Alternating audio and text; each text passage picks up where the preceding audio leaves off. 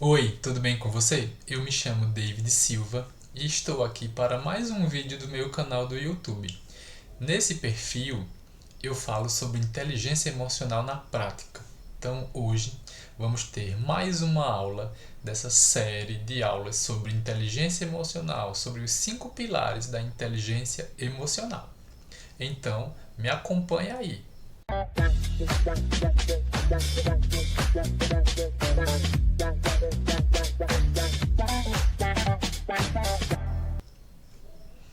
Bom, pessoal, a gente vai falar um pouquinho hoje sobre autogestão emocional, certo? Então a gente já falou sobre autoconsciência, já falou sobre memórias implícitas, são outros vídeos que você vai poder ver aqui no canal, certo? E agora a gente vai falar um pouquinho sobre autogestão emocional. Então eu vou passando um pouquinho os slides e comentando com vocês algumas situações. Vamos lá.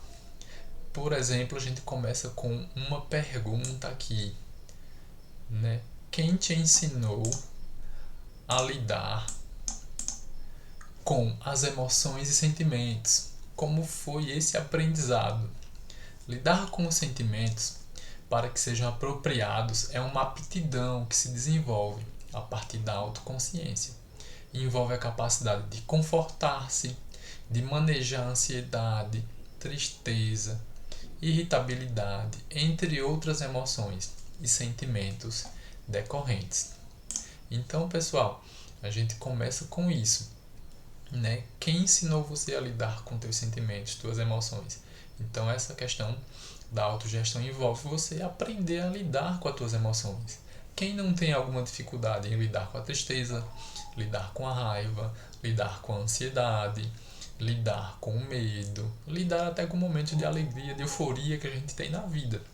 Então a gente precisa aprender a lidar com isso, porque estudos, toda a literatura, experiência de vida e estudos da psicologia vão indicar que é necessário que você tenha uma capacidade de relacionar-se consigo mesmo, relacionar-se também com os outros para que você possa ter um sucesso no mercado de trabalho, possa ter relações saudáveis, possa ter realmente uma saúde mental, né, com uma melhor qualidade, digamos assim, e entre outras coisas, beleza? Então a gente vai seguindo aqui para o próximo slide.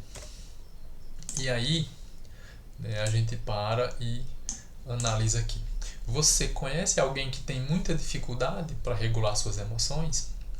As pessoas que têm pouco desenvolvimento de autogestão vivem constantemente lutando contra sentimentos desagradáveis, enquanto outras se recuperam mais rapidamente dos reveses e perturbações da vida. E aí, pontuei aqui exemplos, né? Raiva constante, um fato pouco relevante consegue estragar o dia da pessoa. Então, por exemplo, talvez você tenha na sua família, nos conhecidos, em algum lugar que você habita, aquela pessoa que tudo tem que ser do jeito dela. Se não for do jeito dela, ela vai surtar, ela vai fazer escândalo, ela vai ameaçar, ela vai brigar, ela vai viver com raiva. Ela tem uma dificuldade em lidar com essa raiva, lidar com situações que não são como ela se agrada, e ela vai fazendo o quê? Repelindo todo mundo que está no entorno dela. Como será, né, para essa pessoa lidar com isso? Como será para as outras pessoas ao redor conseguir lidar com alguém assim tão raivoso, tão raivosa? Certamente é uma convivência muito difícil. E quem pode se protege, quem pode ficar longe.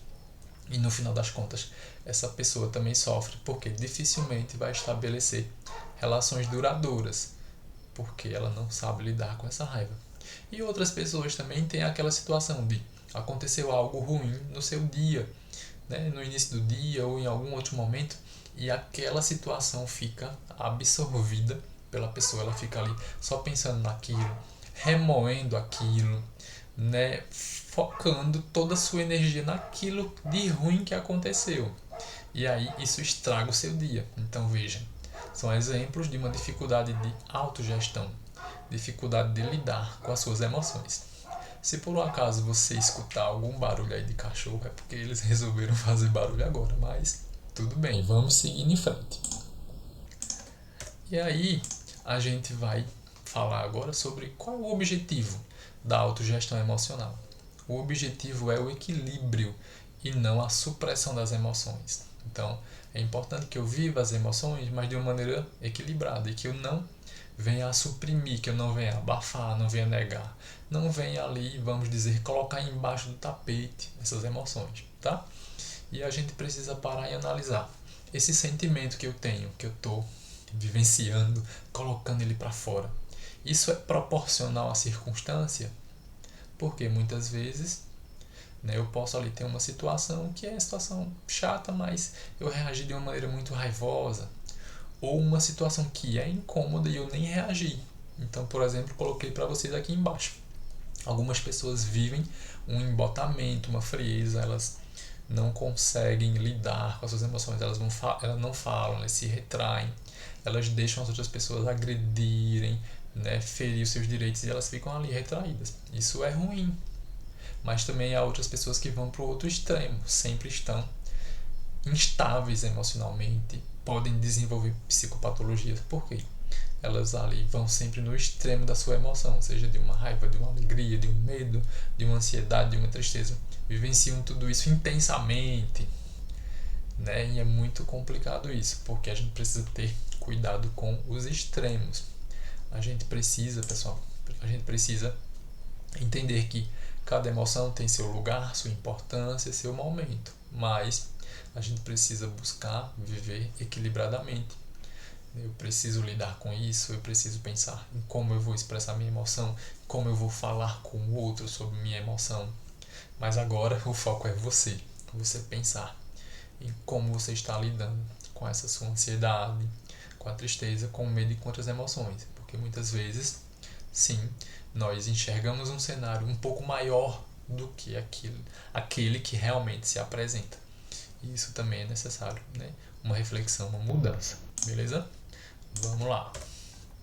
E aí, a gente vai passar para outro ponto muito importante. O que predomina em seu diálogo interno? Explicando um pouco. O diálogo interno é o fluxo de pensamentos, reflexões e conversas internas que uma pessoa tem consigo mesma. Ele pode ser positivo, negativo ou neutro. É impossível não viver situações, emoções ou sentimentos desagradáveis. A questão é quanto tempo isso vai durar como foco da sua atenção. Não sei se você já reparou isso, mas todo mundo conversa consigo mesmo. E isso não é sinônimo de loucura, tá? Então você planeja coisa do seu dia. Ok, isso é uma coisa neutra. Você diz pra você, poxa, como você é inteligente, como você fez isso, como você arrasou. Isso é um diálogo interno mais positivo. Eu posso, eu consigo, eu sou isso, sou aquilo. E também tem o diálogo interno mais negativo, né? Isso vai dar errado, e se isso, e se aquilo, eu sou um burro, eu não presto pra nada, eu sou inútil. Cada um desses diálogos internos vai ter repercussão em como você se enxerga, né? Sua autoestima, e como você se comporta, se você encara ou não desafios. Então é muito importante você pensar como está sendo esse meu diálogo interno e procurar, com as ferramentas desse vídeo com que a psicologia te oferece, procurar ter um diálogo interno mais positivo. Beleza? Vamos continuar aqui. E aí a gente vai pensando aqui um pouquinho quais são as alternativas mais comuns que as pessoas têm diante das situações de sofrimento. Então vou listar para vocês aqui rapidamente.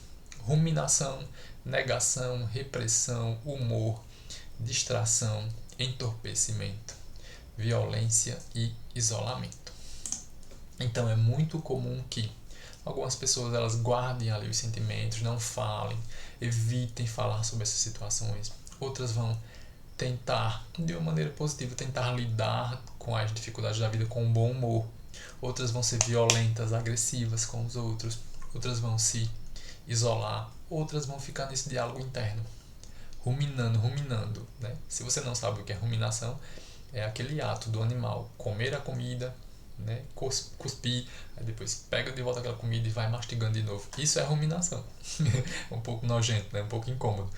Mas também a gente faz isso na mente, a gente fica ruminando, pensando. E se isso, e se aquilo, e eu vou fazer isso com fulana, vou com fulano, vou acabar com aquela pessoa. A gente fica pensando naquela situação chata que aconteceu na escola, no trabalho ou em outro lugar que a gente passou, e a gente fica ali muitas vezes pensando naquilo. Isso vai cansando nossa mente, isso vai atrapalhando, e a gente precisa ir aprendendo a mudar o foco da atenção e aprendendo a usar outras possibilidades, né? Outras ferramentas para lidar com essas emoções, beleza? Vamos lá, vamos seguindo. E aí, como, né, já coloquei aqui para vocês, né, as carinhas aqui, existem outras possibilidades, né? A gente já falou sobre ruminação, repressão, humor e outras coisas tantas. Sim, existem outras possibilidades, e aí são elas que eu vou apresentar aqui para vocês. Ok. E quais são essas outras possibilidades para um cuidado com a saúde mental? Então, por exemplo, eu posso reavaliar as situações. Muitas vezes, numa raiva ou em outros contextos, eu estou ali pensando, agindo no calor do momento. Mas se eu reavalio a situação, converso com alguém, explico o que aconteceu, a pessoa pode me trazer outra opinião, ou se eu simplesmente dou um tempo e vou reavaliando essa situação, eu já posso enxergar de uma forma diferente. Importante também escrever sobre pensamentos e sentimentos, afastar-se do local, do foco do estresse, uso da água gelada para resfriar o corpo, importante, respiração diafragmática, exercício físico intenso, contato com a natureza, dialogar com pessoas de sua confiança, psicoterapia, importantíssimo demais se você vê que, poxa, não estou conseguindo gerar, né? Não estou conseguindo ter uma boa gestão das minhas emoções. É importante que eu busque um psicólogo, busque um auxílio profissional para aprender mais a lidar com tudo isso. E também o uso de medicações, né? Em alguns casos, sendo necessário, com acompanhamento ali de psicólogo, de psiquiatra, pode ser importante que você use medicações, né, diante de algum diagnóstico, de alguma situação pontual da sua vida. Mas tudo isso que eu falei, né, desde reavaliar situações até realmente a psicoterapia, são várias coisas que a gente pode fazer na prática ou que a gente pode buscar alguém para nos ajudar a lidar com essas emoções. Porque a emoção é como se fosse uma onda, ela vem bem intensa, mas depois ela vai se dissipando, vai diminuindo. Porém, né, se de alguma forma a gente fica ali, né, quando você vai numa praia, você não fica o dia todo na praia. Você tem um momento que você sai desse movimento de contato intenso com a onda. Então, se você fica ali, né, submerso, né, naquela onda, você vai se deixando levar por ela de alguma maneira. E se você tem um contato com essa onda e depois você sai, vai para uma parte mais tranquila da água ou sai da água, você tem uma outra experiência. Então, muitas vezes eu posso ter um contato com essa raiva, com essa ansiedade, com esse medo, mas isso precisa ser temporário, isso não pode ser tão constante, não pode ser desproporcional às circunstâncias que acontecem na vida, né? Não pode me adoecer. E aí eu preciso ir aprendendo a lidar com isso, expressar, falar com alguém, pedir ajuda, também sim, brigar pelos seus direitos, também se posicionar diante de situações, sempre procurando esse equilíbrio e não a supressão das emoções, certo? Então é muito importante que a gente procure observar, estou sabendo lidar com as minhas emoções, como eu coloquei para vocês aqui, né? Coloquei os divertidamente aqui só para a gente poder relembrar. Então, tem a raiva, tem a alegria, tem o medo, tem o nojo, tem a tristeza, tem a vergonha, entre outros. Também tem, né, a ansiedade, entre outras tantas. Então, eu preciso vivenciar essa experiência, mas que seja equilibrado. Se não está sendo, procurar colocar em prática algumas coisas que a gente vem falando aqui. E se mesmo assim não for suficiente, apenas seguindo algumas dicas, procurar um auxílio profissional. Beleza? Vamos seguir em frente. E aí, a gente agora já está se encaminhando para o final desse vídeo, para não ficar tão longo, né? Para você seguir aprendendo, Na próxima aula eu falarei com você sobre motivação e como podemos direcionar as emoções e sentimentos para o alcance de nossos objetivos. Para eu saber que você assistiu, comente aí embaixo diálogo interno para um maior engajamento do vídeo, certo? E também, né, deixo aqui minha gratidão por esse momento. Tem o meu Instagram aqui se você quiser seguir.